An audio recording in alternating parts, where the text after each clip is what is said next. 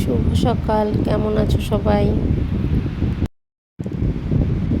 এক কাপ চায়ে চুমুক দিয়ে দিনটা শুরু করে ফেললাম প্রতিদিনের মতো। সব কাজ গুছিয়ে স্নান করে পুজো দিয়ে চলে এসেছি চা নিয়ে। বাড়িতে মুড়িও শেষ হয়ে গেছে, বিস্কুটও শেষ হয়ে গেছে, তাই 2-4টে মুড়ি নিয়ে চা খেতে বসে গেলাম।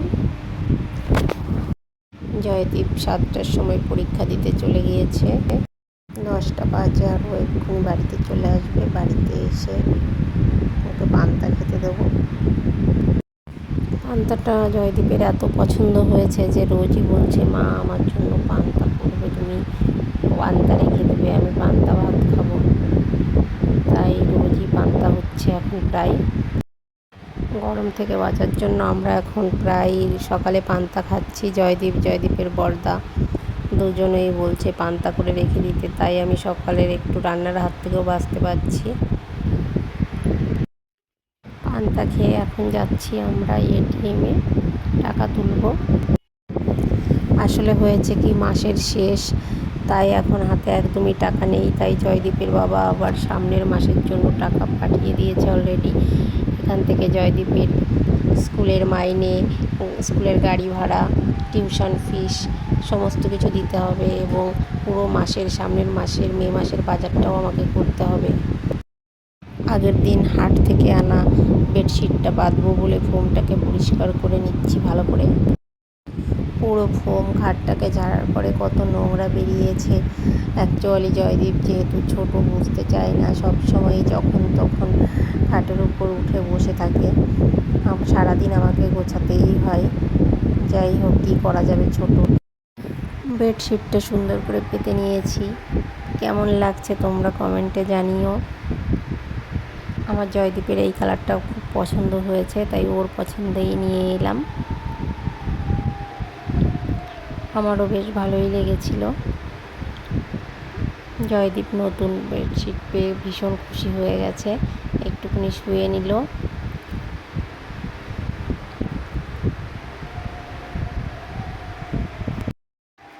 সত্যি কথা বলতে, হাটে গেলে যা কেনার জন্য যাই তার থেকে একটা জিনিস বেশি কেনা হলেও কেনা হয়ে যায়, যার জন্য আমি যখন তখন সময় হাটে যেতে চাই না।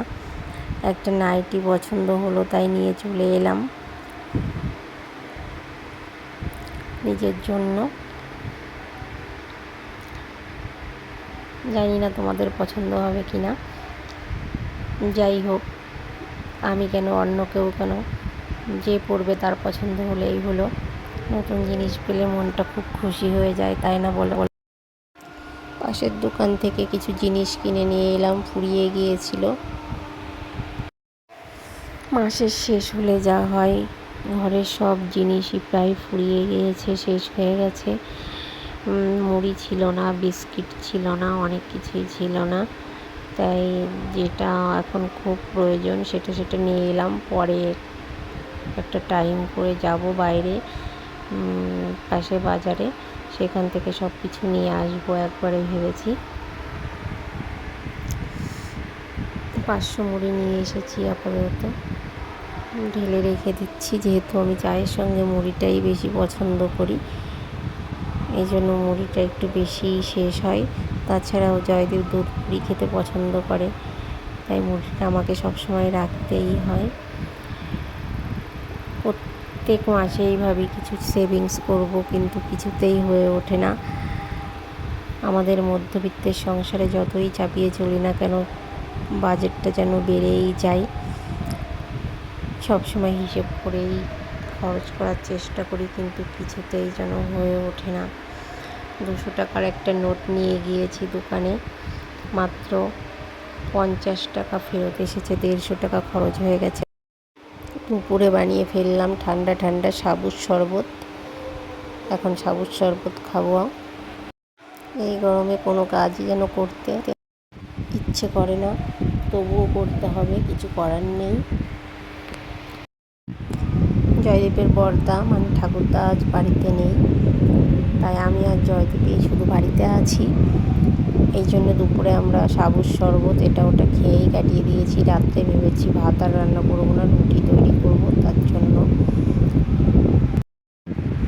ময়দাটা চেলে নিয়ে গুলে নিয়েছি। আর এটা আমার একটা স্পেশাল রুটি। অ্যাকচুয়ালি এটা রুটি গোলা পরাঠা টাইপের হয়, কিন্তু খেতে খুব পছন্দ করে আমার জয়দীপ। এই জন্য এটাই বানালাম, আর আমারও ভালো লাগে। চায়ের সঙ্গে খাবো আমি, জয়দীপকে দুধ দিয়ে দেবো। ছোটো গামলা বাটিতে চা বানাতে গিয়ে আর জয়দীপের পাপার কথা খুব মনে পড়ে যাচ্ছে।